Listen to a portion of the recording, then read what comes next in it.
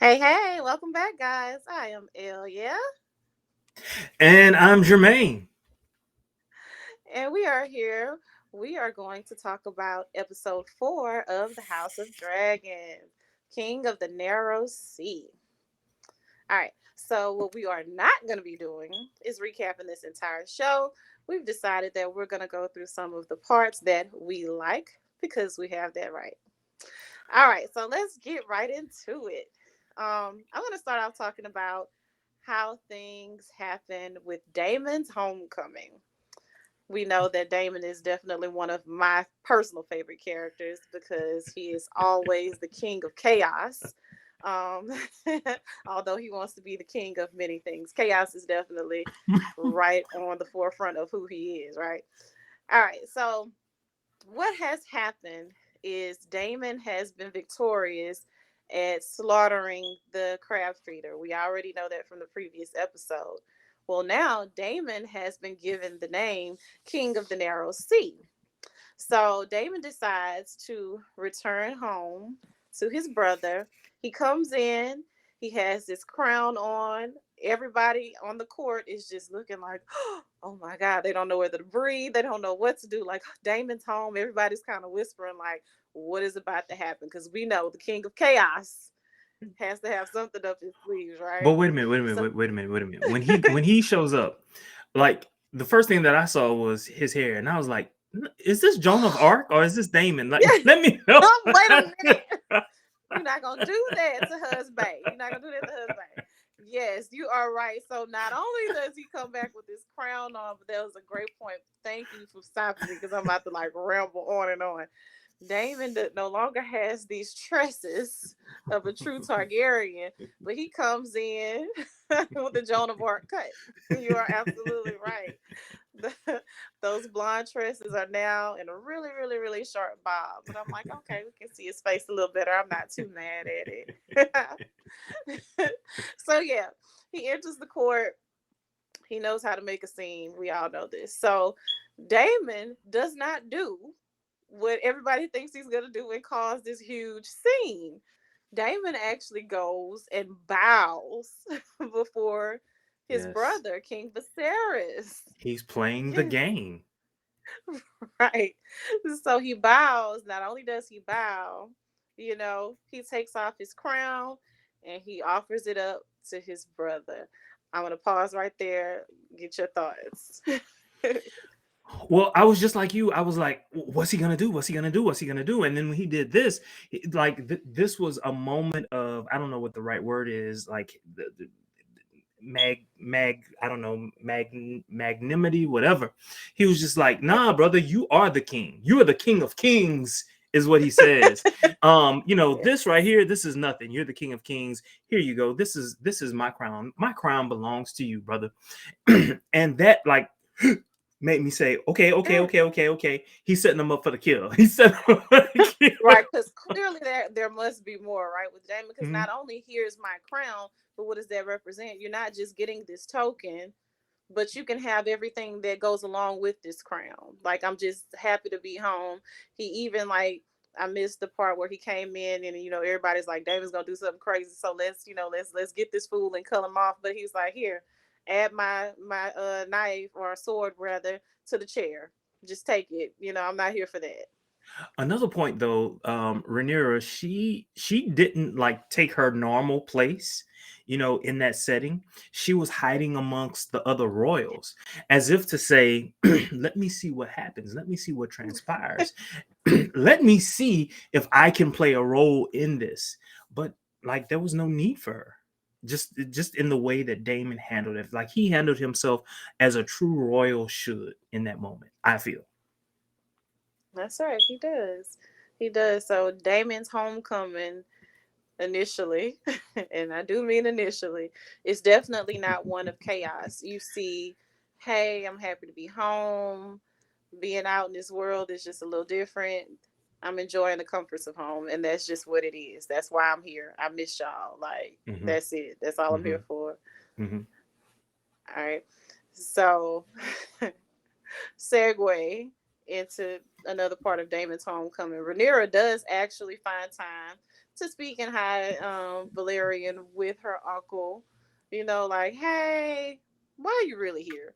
What's going on? And Damon's like, no, I'm just here because I miss home. Mm-hmm. So she's not Mm-hmm. really buying it. Mm-hmm.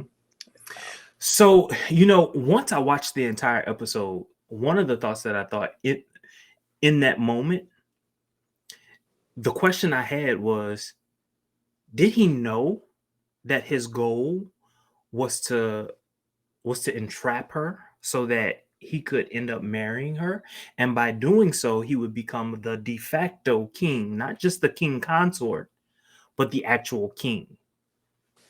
which is an absolutely great question because we've talked about this before. Like, is he really just this genius, or does he haphazardly fall into these plans that come out to be genius and he never actually planned it before? Yeah. So, great point. So, although we're not recapping the entire show as far as the plan or trying to trap her, I want to speak a little to what we're talking about when we mention that in particular. So, Damon actually leaves some clothes for Rhaenyra and a map. So, because of the way that this castle or what have you is situated, there are lots of secret chambers and everything. So, he leaves a map for her.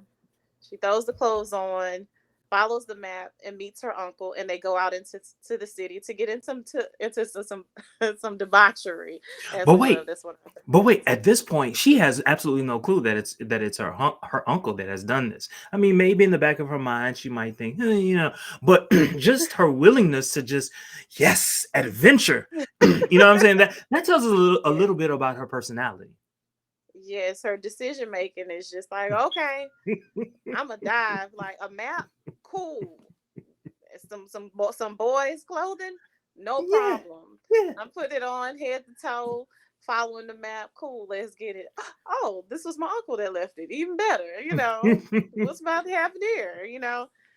Because at this point we see the love, the care between her and her uncle. Even though we know how Damon is, there's so much love there between the two of them. So yes, I agree. Speaking of love, they go out into the area with all the common folk. Um, so they see like a stage play, kind of making a parody of the court and making jabs at Rhaenyra and will she be queen or will it be her brother and all of those things. So we fast forward to them entering to this pleasure house. So I would really recommend that you watch it. If you have not already seen it, you should go and watch it. But things get a lot of, yeah. You see the body roll, like, you know, the whoever is doing the camera. I mean, they're doing an amazing job. You're seeing lots of things go on, and I will use that word debauchery again to kind of by give the you way, some by the way, imagery. by the way, the director of this particular episode was a woman. So, according to what she said after that particular episode, she said she wanted to do it from the perspective of a woman, and so that might be part of the reason why you were so captivated about. Yeah. Look, yeah, it was a lot happening. I wasn't mad at it. Hmm. It got a little weird, It was just like, ooh, okay. So they're in this pleasure den, and to use the olden words, coupling. they're The they're olden, I love it. right.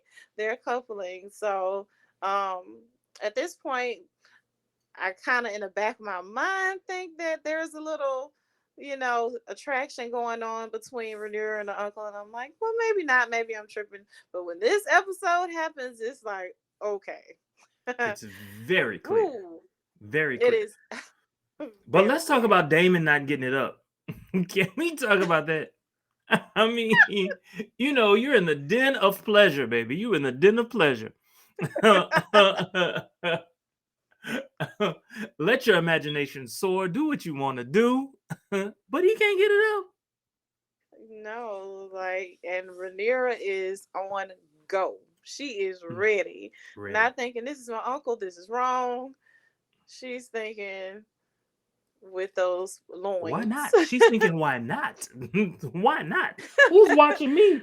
Who's watching me? Nobody's watching me. Right. My uncle's about to screw a Right. dude. That's what she...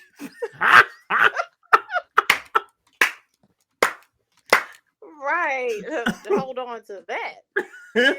So she is ready, but ultimately, after some fondling, heavy petting, Damon just leaves her Yeah, in the yeah. pleasure den. At least her rejected. So, I mean, think about that. yeah.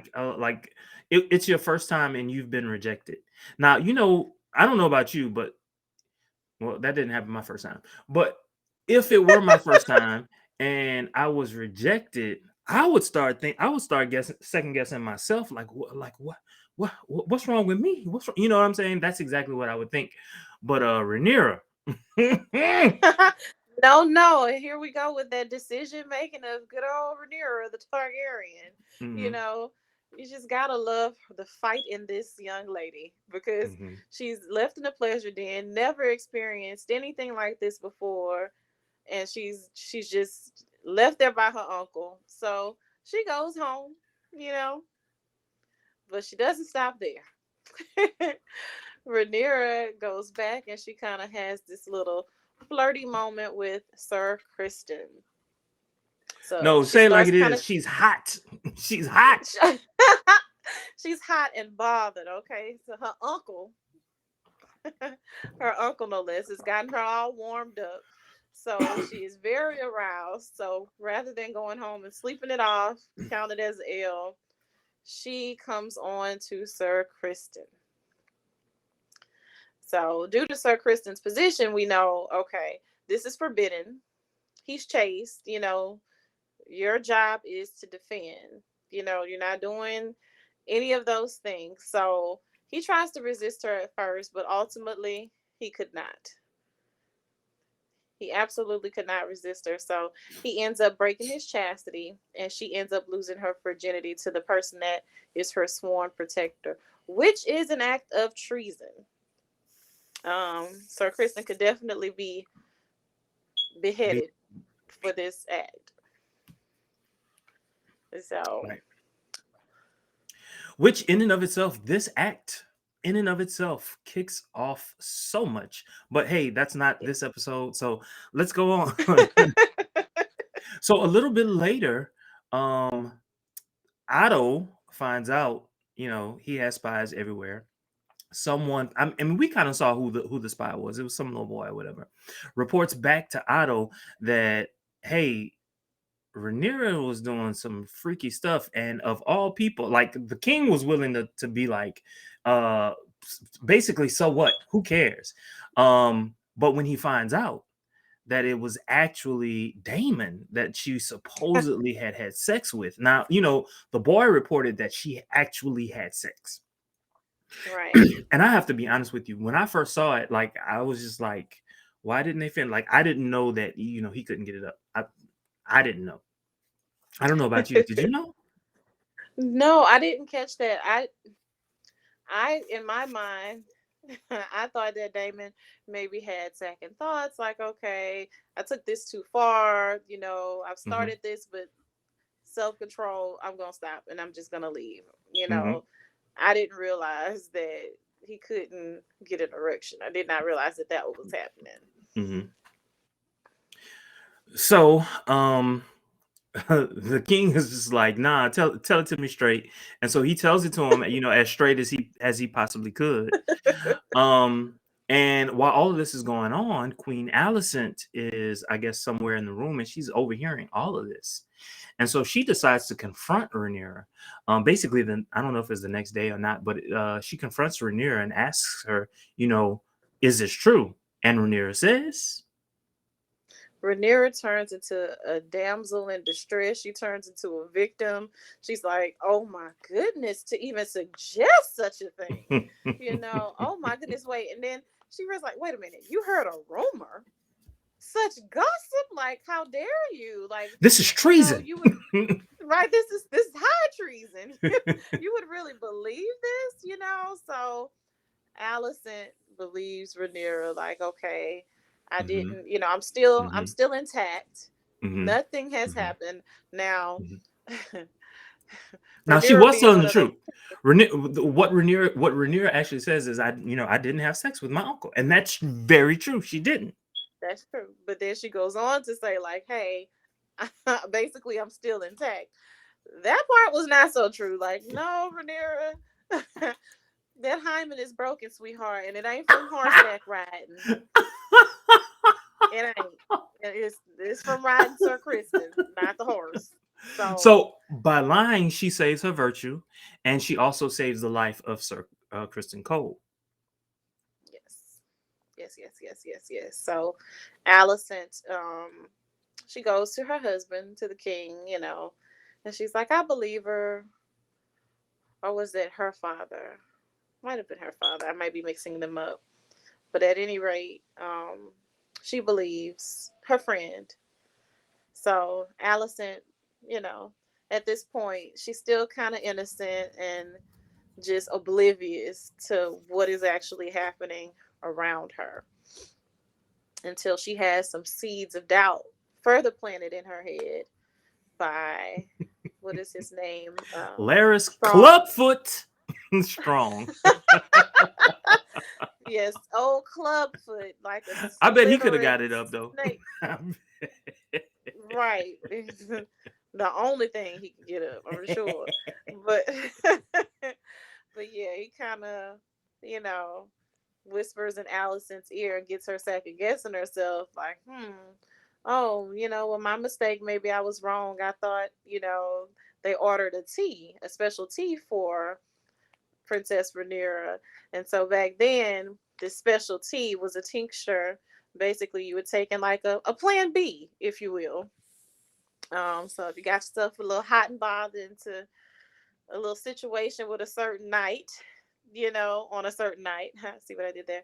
You just drink this little tea and know that everything will be all right in the morning. So when she hears about this tea, she's really like, "Did this girl lie to me?" Is what I would imagine Allison thinking in the back of her head, like, "I think she lied to me." So another question that I have. Like, I don't actually remember her drinking the tea. Did you actually see her drink the tea? Oh, this is true. I do not remember her drinking the tea. And I'm not saying that she didn't drink the tea. I'm just saying that there's a chance that that child is Sir Kristen Cole's. Just a chance, because if you think about it for a second, just think about it for a second. It probably would have taken her a while to Wait, oh, spoiler alert. oh, False. oh, we got a pause. That's another, okay, that's true. All That's right. another Ooh, thank episode. you. Thank you. You caught me. You caught me. Oh, All right. So what's next then? man. um. So her father, the conversation with her father, Rhaenyra. Her father kind of calls her in, like, you know what, you need to get married. And she's trying to plead her case to her father, like, I did not sleep with my uncle. That didn't happen. And her father tries to instill wisdom in her. At this point, he's telling her, hey, it doesn't matter what the truth is. What matters is perception, which I think was a really, really powerful statement that he made, because that's where we live, right? This is Hmm. everyday life. It's Hmm. perception. So Hmm. he's like, you need to get married. So at this Hmm. point, they kind of strike a bargain. Okay, I'll marry Sir Laner or whoever you want me to marry, but I need you to do your job, father. So at this point, Rhaenyra makes a power play. She's like, I need you to open your eyes and see that Otto Hightower has been kind of setting you up, all along the way, strictly or specifically anyway, by having you marry his daughter. She didn't say that in those words, but she kind of gets him to open his eyes, like, hey, I need you to do your part and realize that this man does not have your best interest. He's playing you. Hmm. So, Hmm. And I think she kind of threw in the fact that it probably would have done him and the realm a whole lot of good had he actually married Laena's sister. right, And so right. now So, it's almost like she's being forced to do something that he should have done. right. Fair point. Like, so if it's about business and tradition, you're kind of being a do as I say, not as I do, father. Hmm. You should have married the young lady that Hmm. is Hmm. gray hair locks daughter. I don't know why I can't think of her name right now. But Valerian, Lena. Valeris, whatever, whatever. Yeah. Yeah, yeah. And so, the king confronts Otto, and like I felt so bad for Otto. I did. In that moment, I really did, because the Otto was put in a terrible position. He knew that the king probably would have been looking at him like, dude, you're and the king did the king said it, are you so desperate for position that you would say such a thing? And so the king is basically like, nah, you gotta go. And in the most tactful way possible, Otto is like, he's pleading his case, and he's hurt, he's shook, knowing that it on the king's word, this man could be killed. He knows it, right? And so he's doing the best he can in such a delicate way. And the king just goes up to him and takes the pin of the Just hand. Oh, and it was please like he don't just take my pen. it was like he just wanted to cry. Oh, not my pen. No, not like the gingerbread man with the gumdrop button. But that's kind of exactly how it went.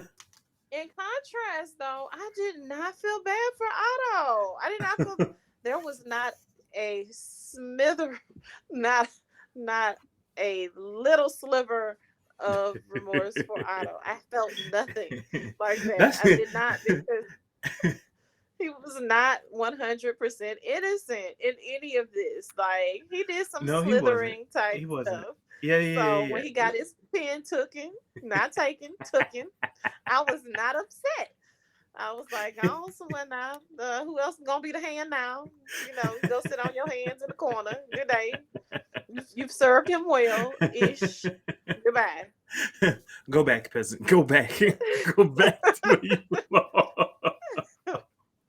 Right. You lucky it wasn't off with your head. That was a good point. He could have absolutely been killed, but Uh, he shows mercy because, Viserys is not a bloodthirsty king. He's just not. right, right.